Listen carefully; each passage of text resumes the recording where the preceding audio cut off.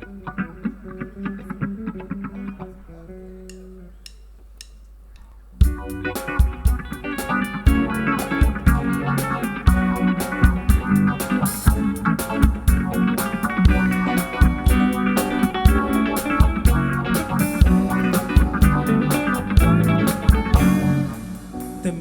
معاجل للغاية، ركزوا هنا ياللي بتتشكلوا. انا جاي احكيلكوا كده حكايه لواحد غرقان في مشاكله، حطها في سجارة وكوباية وبقى مسطول غير شكله. فلما بص في المرايه كتب رسالته: هبطل حشيش لما حظي يتعدل وما ينسانيش. يلا هبطل حشيش لما السهر يلعب ويطلع شيشوبيش. هبطل حشيش لما حظي يتعدل وما ينسانيش. هبطل حشيش لما السهر يلعب ويطلع شيشوبيش. تسريب تكويس تهميش.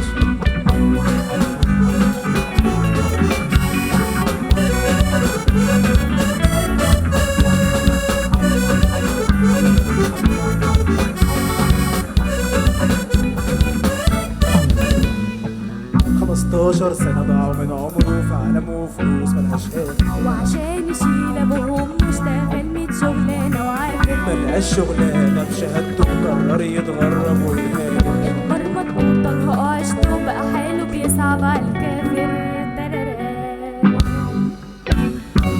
هبطل حشيش لما حظي يتعدل وما ينسانيش.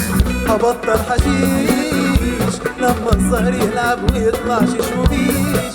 هبطل حشيش لما حظي يتعدل وما ينسانيش.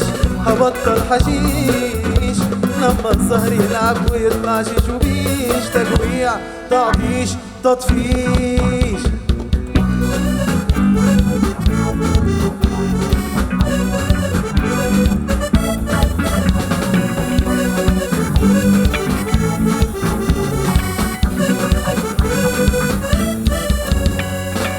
في الاخر كاتب في رسالته عشان خاطره محدش يتضايق. اسف انه اتجرأ عالطلب، خد من وقتكوا 5 دقايق. شوفوله حل في اوراقكم لمشاكله اللي عليها مش لاحق. اختياره على حسب قراركم، يا يعيش مسطول يا يعيش فايق.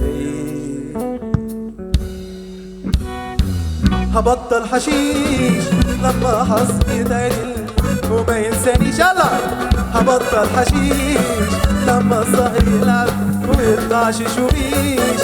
هبطل حشيش لما حظي يتعدل وما ينسانيش. هبطل حشيش لما السهر يلعب ويطلع شيشوبيش. ده معايا يلا. هبطل حشيش لما حظي يتعدل وما ينسانيش. هبطل حشيش لما السهر يلعب ويطلع شيشوبيش. تسريب تكويس تطنيش.